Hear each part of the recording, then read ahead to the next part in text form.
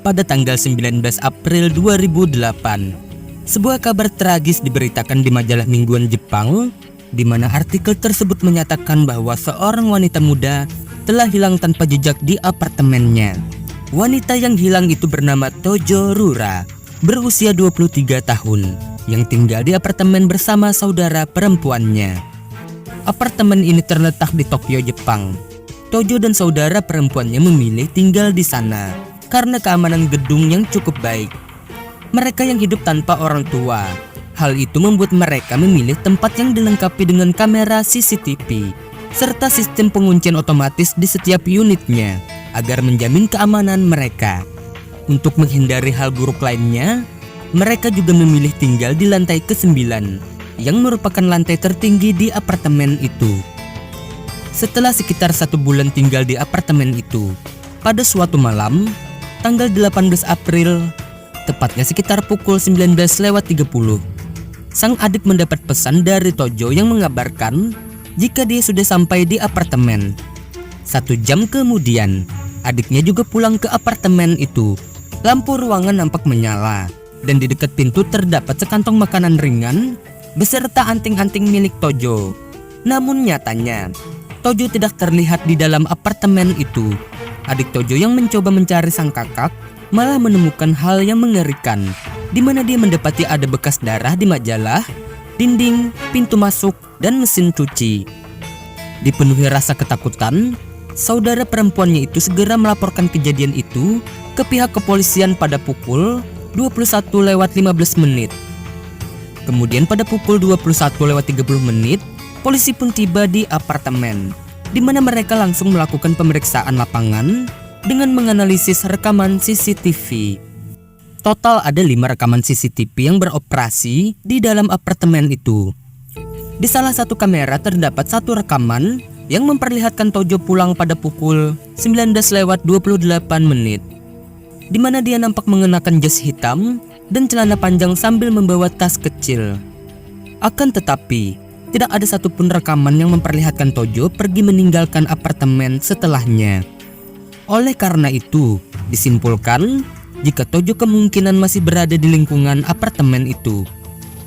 Berdasarkan noda darah yang ditemukan di dinding pintu masuk, polisi berspekulasi bahwa Tojo diserang secara tiba-tiba oleh seseorang ketika dia membuka pintu depan, dan kemungkinan besar dia masih hidup selama serangan itu terjadi.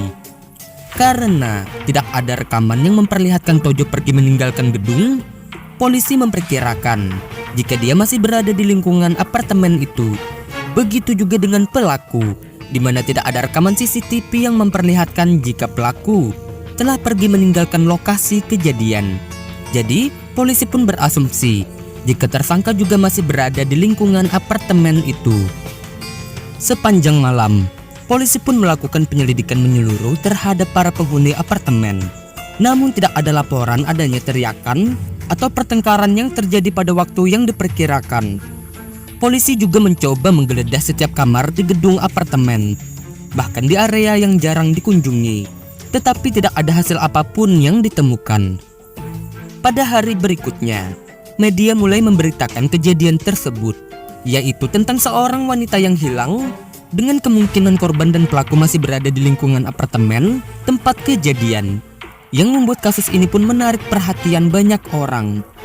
Kemudian, polisi menghadirkan 2 kemungkinan.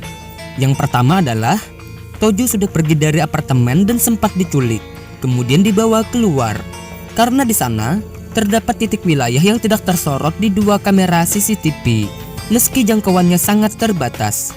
Diduga jika pelaku sudah merencanakan titik tersebut sebagai jalur pelariannya. Jika memang demikian, tersangkanya diasumsikan sebagai seseorang yang sangat ahli dalam aktivitas kriminal, dan mungkin pelaku bukan pertama kali melakukan aksi kejahatan seperti ini. Kemungkinan kedua adalah Tojo mungkin masih berada di dalam apartemen. Dia mungkin ditawan di ruangan kosong atau telah dibunuh. Tubuhnya mungkin dibuang di suatu tempat rahasia yang hanya diketahui oleh pelaku. Berdasarkan 2 kemungkinan tersebut, polisi segera menutup seluruh jalur apartemen itu, di mana mereka menempatkan petugas polisi di semua pintu masuk. dan memerintahkan semua penghuni apartemen untuk menonaktifkan semua kunci otomatis yang bertujuan untuk proses penyelidikan. Untuk proses selanjutnya, polisi mengumpulkan sidik jari dari seluruh penghuni apartemen.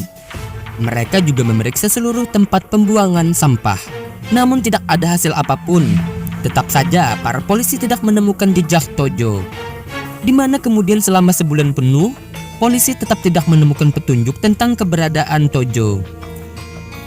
Pada tanggal 24 Mei, 36 hari setelah Tojo menghilang, seorang laki-laki bernama Takanori Hoshijima yang tinggal di apartemen kamar 918, di mana kamar itu merupakan gedung yang sama dengan apartemen yang ditempati Tojo dan saudaranya, di mana Takanori Hoshijima nampak segera ditangkap oleh para polisi. Takanori Hoshijima, dia adalah seorang pekerja kantoran biasa, di mana dia tinggal di sebelah kamar Tojo. Polisi mengidentifikasi jika dia merupakan tersangka atas kasus ini. Akan tetapi, Hoshijima pun memprotes keras dan mempertanyakan mengapa mereka menuduhnya. Namun akhirnya polisi pun memaparkan hasil interogasi itu secara detail dan menyeluruh, dengan bukti yang meyakinkan jika Hoshijima merupakan sang pelakunya. Takanori Hoshijima diketahui menjadi bersemangat sejak dua wanita muda, yaitu Tojo dan adiknya, pindah ke apartemen yang berdekatan dengannya. Sebulan sebelumnya, diketahui jika Hoshijima telah memata-matai kedua tetangganya itu. Keinginannya terhadap wanita itu semakin besar, dan dia pun mulai berfantasi untuk menculiknya. Pada hari kejadian, dia mengawasi kamar Tojo dari pukul 18:30. Lalu dia menunggu Tojo yang kembali sendirian. Ketika Tojo kembali dan membuka pintu, dia bergegas masuk dengan cepat dan menutup mulut Tojo untuk mencegahnya berteriak. Dia juga menutup matanya dengan handuk, lalu dengan paksa membawanya pulang ke apartemennya sendiri. Setelah penculikan berhasil, Hoshijima yang tiba-tiba mendengar suara polisi dari luar menjadi ketakutan. Dia menyadari jika Tojo berteriak, maka dia akan ketahuan. Oleh karena itu, dia memutuskan untuk membunuhnya sekitar jam 11 malam, di mana kemudian dia memindahkan tubuh Tojo ke kamar mandi, kemudian memotong-motongnya dan memasukkan anggota tubuhnya ke dalam kantong plastik sampah. Selanjutnya, dia juga memasukkannya ke dalam freezer dan membungkus kepalanya dengan kertas, lalu menaruhnya di dalam kotak kardus. Dia juga membungkus tubuhnya dengan plastik, lalu memasukkannya ke dalam kotak dan menyembunyikannya di bawah tempat tidurnya. Setelah pemotongan selesai, sekitar jam 2 pagi, polisi tiba di kamarnya untuk melakukan pemeriksaan. Di sini, Hoshijima bertindak seolah-olah tidak ada hal apapun yang terjadi di kamarnya itu, di mana di dalam kamarnya itu terdapat banyak kotak kardus. Tetapi polisi gagal menemukan mayat Tojo yang tersembunyi di antara kotak-kotak kardus yang berserakan. Diketahui jika Hoshijima bekerja di perusahaan komputer dan video game yang menyimpan banyak konsol game di dalam kotak kardus. Oleh sebab itu, polisi tidak mencurigai apapun dari perilaku Hoshijima dan tidak memeriksa setiap kardus yang ada di kamar itu secara satu persatu. Pada malam hari berikutnya, hilangnya Tojo pun mulai diliput secara luas di berita TV. Hoshijima yang mengetahui hal itu mulai merasa jika dia perlu menghilangkan barang bukti apapun. Jadi, dia mulai memotong-motong tubuh Tojo menjadi potongan-potongan kecil, lalu membuang potongan-potongan itu ke toilet. Begitu juga dengan pakaian dan barang-barang milik Tojo yang juga dipotong kecil kemudian dibuang. Keesokan harinya, ketika Hoshijima berniat untuk meninggalkan apartemennya dan pergi ke sebuah toko, dia sempat bertemu dengan seorang laki-laki tua yang nampak sedih, di mana pertemuan itu bertempat di lantai pertama gedung apartemen itu. Ternyata lelaki tua itu adalah ayahnya Tojo, di mana ayah Tojo sempat berbicara kepada Hoshijima yang memberitahu jika putrinya telah menghilang. Ayah Tojo juga sempat bertanya apakah Hoshijima pernah melihat putrinya itu. Hoshijima yang ingin pergi sempat berpesan, di mana dia mengatakan harapannya semoga putri lelaki tua itu bisa ditemukan dan kembali dengan selamat. Selain itu ternyata Hoshijima juga sempat memberikan wawancara kepada wartawan yang berkumpul di sekitar apartemen yang sedang bertugas untuk meliput kejadian tersebut. Keesokan harinya, pada tanggal 21, pukul 7 pagi, Hoshijima yang mulai bersiap untuk pergi bekerja, mulai berpikir, meskipun dia telah membuang tubuh Tojo ke toilet, tetapi dia masih perlu membuang tulang-tulangnya. Dia pun berniat untuk membuang tulang-tulang itu keluar. Meskipun polisi yang berjaga selalu memeriksa tas orang-orang yang masuk dan keluar dari apartemen, Hoshijima dengan berani memasukkan tulang-tulang itu ke dalam tas dengan jumlah yang sedikit. Setelah pergi, dia pun meninggalkan tulang-tulang itu di luar. Ternyata di sini, polisi hanya memeriksa tas yang berukuran cukup besar, yang kemungkinan bisa menampung mayat. Oleh sebab itu, Hoshijima selalu berhasil melewati pemeriksaan polisi, karena dia hanya membawa tas kecil yang membuatnya tidak pernah diperiksa. Sehingga dengan lancar, dia bisa menjalankan rencananya itu. Dan hari demi hari, dia secara bertahap menambahkan tulang ke dalam tas dan membuangnya ke tempat-tempat pembuangan sampah terdekat. Selama proses ini, polisi tidak mencurigai tindakannya itu, dan akhirnya Hoshijima pun berhasil untuk menghilangkan sisa-sisa korban sepenuhnya. Tetapi pada suatu malam, bel pintu berbunyi. Polisi memberitahu seluruh penghuni untuk memberikan sidik jari mereka, karena para polisi akan melakukan penyelidikan terhadap sidik jari yang ditemukan di pintu apartemen Tojo. Di sini, Hoshijima setuju untuk menjalani pemeriksaan sidik jari karena dia khawatir polisi akan curiga jika dia menolak pemeriksaan itu.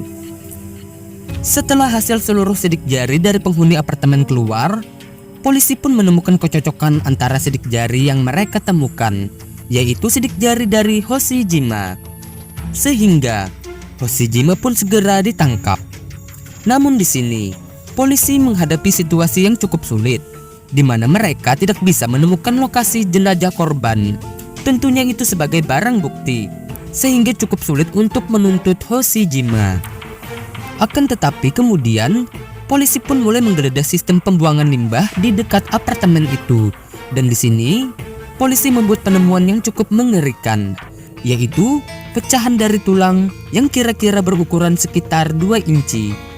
Dan juga sebuah kartu kredit yang bertuliskan nama Tojo yang dipotong kecil oleh Hoshijima. Sebenarnya, air dari toilet dan bak mandi mengalir ke sistem pembuangan limbah, di mana hal itu akan mengalir ke laut. Namun beruntung, pecahan tulang tersebut tetap berada di sistem pembuangan limbah selama sebulan penuh. Hingga kasus dan tuntutan terhadap Hoshijima pun akhirnya bisa dituntaskan. Pada tanggal 13 Juni 2008, hanya 2 bulan setelah kejahatan tersebut, polisi mengungkapkan rincian kasusnya, dan Hoshijima pun kemudian didakwa dan dibawa ke pengadilan. Selama persidangan, dia mengungkapkan bahwa motifnya melakukan kejahatan tersebut adalah jika dirinya sangat jarang bergaul dengan wanita, sehingga dia memiliki fantasi seksual, dan semua itu mengarah kepada tetangga di apartemennya. Namun dia mengakui bahwa segala sesuatu tidak berjalan sesuai rencana, di mana dia sebetulnya tidak berniat untuk membunuh Tojo. Namun karena ketakutan ketika polisi datang, hal itu memaksanya untuk melakukan tindakan keji tersebut.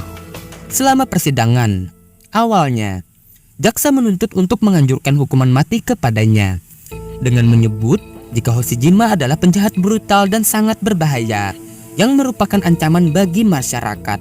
Namun setelah itu, dia dijatuhi hukuman penjara seumur hidup pada persidangan awal. Hoshijima pun meminta tim hukumnya untuk mengajukan banding atas keputusan tersebut, di mana secara mengejutkan, Hoshijima meminta hukuman mati untuk dirinya sendiri.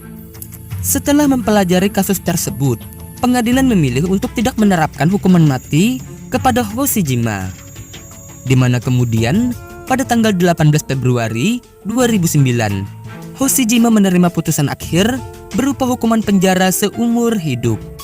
Meski secara konsisten dia menyatakan keinginannya untuk hukuman mati dalam pernyataan yang dia tulis, namun akhirnya dia tetap dijatuhi hukuman penjara seumur hidup. Dan inilah sebuah kasus yang menceritakan tentang seorang pelaku dan korban yang berada di sebuah apartemen sebagai lokasi kejadian selama sebulan penuh. Terima kasih sudah menonton. Mohon maaf jika ada kesalahan kata, cerita atau penyebutan nama. Akhir kata, sampai jumpa.